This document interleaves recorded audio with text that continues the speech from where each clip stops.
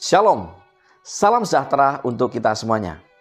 Masih bersama dengan saya, Pendeta Daniel Siswanto. Pemirsa, kita telah tiba di pelajaran yang baru, di triwulan yang baru di tahun 2025 ini. Triwulan yang ketiga. Di sepanjang triwulan ini atau 3 bulan ke depan, kita akan belajar dari kitab Keluaran. Dan pelajaran pertama ini dengan judul Penindasan, Latar belakang dan kelahiran Musa. Namun sebelum kita mempelajari lebih lanjut, lebih dalam, mari kita tunduk kepala dan kita berdoa. Bapa yang penuh kasih, Allah yang berkemurahan, bila mana kami akan mempelajari firman Tuhan melalui pelajaran sekolah sahabat ini, urapi kami dengan kuasa Roh Kudus Tuhan. Berbicaralah kepada kami dan biarlah kami mengerti akan firman ini. Dalam nama Yesus kami berdoa. Amin. Penindasan, latar belakang dan kelahiran Musa. Ayat inti terdapat di dalam Keluaran 2 ayat 23 sampai dengan 25. Lama sesudah itu, matilah Raja Mesir, tetapi orang Israel masih mengeluh karena perbudakan. Dan mereka berseru-seru, sehingga teriak mereka minta tolong karena perbudakan itu sampai kepada Allah. Allah mendengar mereka mengerang. Lalu ia mengingat kepada perjanjiannya dengan Abraham, Ishak dan Yakub. Maka Allah melihat orang Israel itu dan Allah memperhatikan mereka. Saudara-saudara yang dikasihi Tuhan, kitab Keluaran mengumandangkan kisah-kisah tentang yang tertindas, terpinggirkan, teraniaya, tereksploitasi dan direndahkan. Allah mendengar cerita orang-orang yang tertindas, melihat pergumulan mereka, memperhatikan air mata mereka, dan dalam penderitaan mereka datang untuk menolong. Tuhan mengambil inisiatif untuk membebaskan mereka yang percaya kepadanya. Bagaimana pelajaran ini selengkapnya? Mari kita perhatikan. Di pelajaran hari Minggu dengan judul Umat Allah di Mesir. Kitab Keluaran dimulai dengan pengingat akan berkat Tuhan. Ketika Yakub dan keluarganya menetap di Mesir, jumlah mereka hanya 70 orang. Kejadian 46 ayat 27, Keluaran 1 ayat yang kelima. Tetapi orang-orang Israel beranak cucu dan tak terbilang jumlahnya. Mereka bertambah banyak dan dengan dahsyat berlipat ganda sehingga negeri itu dipenuhi mereka. Keluaran 1 ayat yang ketujuh. Pada saat mereka keluar dari Mesir, jumlah mereka kira-kira 600.000 orang laki-laki berjalan kaki, tidak termasuk anak-anak. Keluaran 12 ayat 37. Kitab Keluaran dimulai dengan perbudakan dan kerja paksa terhadap orang Ibrani oleh penguasa Mesir. Keluaran 1 ayat 8 sampai dengan 11. Namun kitab Keluaran diakhiri dengan kehadiran Allah yang penuh kedamaian dan penghiburan di dalam kemah suci. Keluaran pasal yang ke-40. Meskipun orang-orang Ibrani ini ditindas di tanah Mesir, tetapi makin ditindas, makin bertambah banyak dan berkembang mereka, sehingga orang merasa takut kepada orang Israel itu. Keluaran 1 ayat 12. Hingga akhirnya Tuhan membawa mereka keluar dari tanah Mesir, membelah Laut Merah dan mengalahkan tentara terkuat pada masa itu. Saudara, kemenangan spektakuler Tuhan atas kekuatan-kekuatan jahat dinyatakan. Tidak peduli apapun intrik manusia, Tuhan tetap berdaulat dan akan menyelamatkan umatnya. Bahkan ketika keadaan tampak tidak ada harapan dari sudut pandang manusia. Di pelajaran hari Senin dengan judul Latar Belakang Sejarah. Fir'aun melantik Yusuf menjadi kuasa atas seluruh tanah Mesir. Kejadian 41 ayat 41 sampai dengan 43.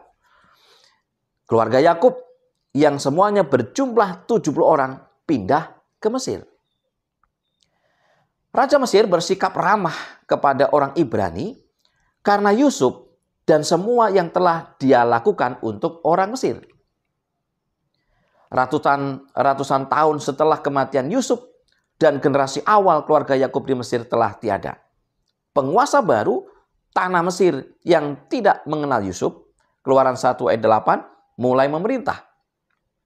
Dia adalah Ahmose, tahun 1570 sebelum Masehi sampai tahun 1546 sebelum Masehi. Berikutnya adalah Amenhotep pertama, tahun 1546 sebelum Masehi sampai 1526 sebelum Masehi. Amenhotep pertama adalah penguasa yang mulai menindas orang Israel. Setelah Amenhotep pertama, kemudian adalah Tutmose pertama, tahun 1525 sebelum Masehi sampai 1512 sebelum Masehi. Tutmose pertama ini mengeluarkan dekret kematian bagi semua anak laki-laki orang Ibrani. Setelah Tutmose pertama, putrinya bernama Hatshepsut, tahun 1503 sebelum Masehi sampai 1482 sebelum Masehi. Dia yang mengadopsi Musa sebagai anaknya. Berikutnya adalah Fir'aun Tutmose ketiga, tahun 1504 sampai sebelum Masehi sampai 1450 sebelum Masehi. Dia adalah Fir'aun di saat bangsa Israel keluar dari Mesir. Saudara-saudara yang kasih Tuhan, pasal pertama Keluaran mencakup periode yang panjang. Dari masa Yusuf ketika ayahnya Yakub dan seluruh keluarganya memasuki tanah Mesir, hingga dekret kematian yang dikeluarkan Fir'aun bagi anak laki-laki Ibrani. Meskipun banyak detail tentang orang Ibrani di Mesir pada waktu itu masih tersembunyi, setidaknya untuk saat ini, penyingkapan karakter Allah masih bersinar melalui halaman-halaman kitab ini. Seperti halnya di seluruh kitab suci. Seburuk apapun keadaan yang terjadi, Allah selalu ada. Dan kita tetap dapat mempercayai Allah kita dalam situasi seburuk apapun yang kita hadapi. Di pelajaran hari Selasa dengan judul Para Bidan Ibrani. Setelah mengalami masa kemakmuran dan kedamaian yang luar biasa di tanah Mesir, kini bangsa Israel mengalami penindasan. Tidak diragukan lagi, banyak orang Ibrani yang putus asa dengan keadaan mereka. Namun, pada saat kesusahan, Tuhan datang menolong mereka dengan tangannya yang kuat. Orang Mesir percaya bahwa Fir'aun adalah dewa di bumi, putra dewa Ra atau Osiris atau Horus. Ra dianggap sebagai dewa Mesir tertinggi, dewa matahari. Meskipun demikian, ada dua bidan orang Mesir yang berani melanggar perintah Fir'aun. Keluaran 1 ayat 16 sampai dengan 17. Mereka tidak membunuh bayi laki-laki orang Ibrani ketika mereka membantu persalinan. Nama kedua bidan itu disebut secara khusus, yaitu Sifra dan Pua. Keluaran 1 ayat 15. Mereka sangat dihormati karena mereka takut akan Tuhan. Mereka bukan hanya mengetahui apa yang benar, tetapi mereka juga memilih untuk melakukan apa yang benar. Karena itu, Tuhan memberkati bidan-bidan itu. Keluaran 1 ayat 20 sampai dengan 21. Ketika Fir'aun melihat rencananya gagal, ia memerintahkan untuk membunuh semua bayi laki-laki orang Ibrani dengan cara dilemparkan ke sungai Nil. Mungkin untuk dijadikan persembahan kepada Hapi, dewa sungai Nil, dan juga dewa kesuburan. Tujuan dari perintah kematian itu adalah untuk menaklukkan bangsa Ibrani, memusnahkan generasi penerus orang Ibrani, dan mengasimilasikan para wanita ke dalam bangsa Mesir. Dengan demikian akan mengakhiri ancaman yang diyakini oleh Fir'aun. Di pelajaran hari Rabu dengan judul Musa dilahirkan. Latar belakang sejarah kelahiran dan kehidupan Musa sangat menggetarkan karena ia hidup pada masa dinasti ke-18 Mesir yang terkenal. Seorang raja pada masa dinasti ini adalah Thutmose III yang dijuluki Napoleon dari Mesir. Ia dianggap sebagai salah satu Firaun yang terkenal di Mesir kuno. Musa dilahirkan sebagai seorang anak yang istimewa. Dalam bahasa Ibrani, top atau baik. Keluaran 2 ayat 2. Istilah Ibrani ini menggambarkan lebih dari sekedar kecantikan luar. Ini mencirikan karya Allah yang sungguh baik. Sebagai ciptaan baru, anak yang baik ini menurut rencana Allah akan menjadi orang dewasa yang akan memimpin bangsa Ibrani keluar dari perbudakan. Tuhan menggenapi janjinya kepada Abraham melalui Musa. Kejadian 15 ayat 13 sampai dengan 16. Nama yang diberikan kepada Musa berasal dari Mesir yang berarti anak dari atau lahir dari.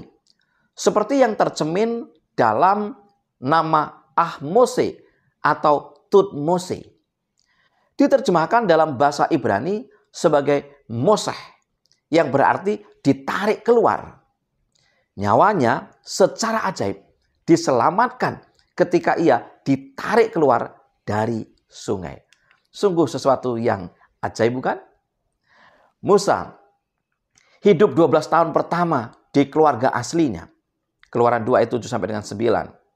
Kemudian menerima pendidikan terbaik di Mesir, 27 tahun. Semuanya untuk mempersiapkannya menjadi Firaun Mesir berikutnya. Namun akhirnya semua pendidikan terbaik dari Mesir tidak berguna. Dan apa yang benar-benar penting adalah pengetahuan akan Allah dan kebenarannya. Di pelajaran hari Kamis dengan judul Perubahan Rencana. Keluaran pasal 2 ayat 13 sampai dengan 15.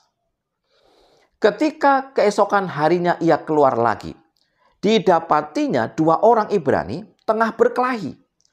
Ia bertanya kepada yang bersalah itu, "Mengapa engkau pukul temanmu?" Tetapi jawabnya, "Siapakah yang mengangkat engkau menjadi pemimpin dan hakim atas kami? Apakah engkau bermaksud membunuh aku, sama seperti engkau telah membunuh orang Mesir itu?" Musa menjadi takut, sebab pikirnya, tentulah perkara itu telah ketahuan. Ketika Fir'aun mendengar tentang perkara itu, dicarinya ikhtiar untuk membunuh Musa. Tetapi Musa melarikan diri dari hadapan Fir'aun dan tiba di tanah Midian. Lalu ia duduk-duduk di tepi sebuah sumur. Saudara-saudara yang kasih Tuhan, setelah pembunuhan itu, Musa benar-benar tidak memiliki pilihan. Setidaknya untuk tetap tinggal di Mesir. Rencana yang telah dipersiapkan baginya untuk naik ke tahta Mesir segera berakhir. Musa lebih memilih untuk melayani Tuhan yang benar. Tidak diragukan lagi. Pada saat ia melarikan diri, Musa tidak tahu apa yang akan terjadi di masa depan. Komentar Ellen G. White dalam buku Alfa dan Omega, jilid 1 halaman 290, perlu kita perhatikan baik-baik. Segala perkara ini tentang Musa membunuh orang Mesir dengan cepat diberitahukan kepada orang-orang Mesir. Dan berita yang amat dibesar-besarkan itu dengan segera pula sampai ke telinga Fir'aun.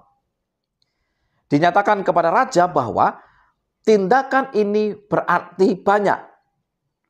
Bahwa Musa bermaksud untuk memimpin bangsanya melawan orang Mesir, untuk menggulingkan pemerintah dan menempatkan dirinya di atas tahta, dan bahwa tidak akan ada keamanan bagi kerajaan Mesir selama ia masih hidup. Pada saat itu juga diputuskan oleh raja bahwa Musa harus dibunuh. Tetapi menyadari akan bahaya yang mengancam dirinya, Musa telah melarikan diri ke tanah Arab. 120 tahun masa hidup Musa dibagi dalam 3 bagian, masing-masing terdiri dari 40 tahun. Yang pertama, 40 tahun pertama berada di Mesir, sebagian besar di istana kerajaan. 40 tahun berikutnya di rumah Yitro di wilayah Midian. 40 tahun terakhir mengisi sebagian besar dari 5 kitab pertama Musa yang menceritakan panggilan awal Tuhan kepada Israel untuk bersaksi kepada dunia yang penuh dengan penyembahan berhala. Saudara-saudara, satu peristiwa pelajaran yang sangat penting. Bagaimana perjalanan bangsa Israel di Mesir, bagaimana Allah membebaskan orang-orang Israel dari penindasan. Itulah rencana yang luar biasa. Sebagai kesimpulan pelajaran sekolah sahabat kita. Yang pertama, tidak peduli apapun intrik manusia, Tuhan tetap berdaulat dan akan menyelamatkan umatnya. Bahkan ketika keadaan tampak tidak ada harapan dari sudut pandang manusia. Yang kedua, seburuk apapun keadaan yang terjadi, Allah selalu ada. Dan kita tetap dapat mempercayai Allah kita dalam situasi seburuk apapun yang kita hadapi. Yang ketiga, pada saat kesusahan, Tuhan datang menolong dengan tangannya yang kuat. Yang keempat, pada akhirnya semua pendidikan terbaik dari Mesir tidak berguna. Dan apa yang benar-benar penting adalah pengetahuan akan Allah dan kebenarannya. Dan yang kelima, Musa lebih memilih untuk melayani Tuhan yang benar. Dan pada saat ia melarikan diri, Musa tidak tahu apa yang akan terjadi di masa depan. Itu sebabnya Musa bergantung sepenuhnya kepada Tuhan. Saudara, semoga ini membantu saudara menemukan poin-poin dalam pelajaran ini. Oleh sebab itu, saya mengundang kembali untuk kita tunduk kepala dan berdoa. Bapa yang di surga, kami memohon agar Engkau mencurahkan kuasa Roh Kudus-Mu kepada masing-masing kami. Sehingga dengan demikian memberikan hikmat untuk kami mengerti dan memahami pelajaran-pelajaran yang berharga di kitab suci ini. Berkati pemirsa dimanapun mereka berada. Terima kasih ya Tuhan. Dalam nama Yesus kami berdoa. Amin. Saudara-saudara yang dikasihi Tuhan, terima kasih masih tetap bersama dengan saya. Kita akan terus melanjutkan pelajaran kita. Kita bertemu di pelajaran pekan berikutnya.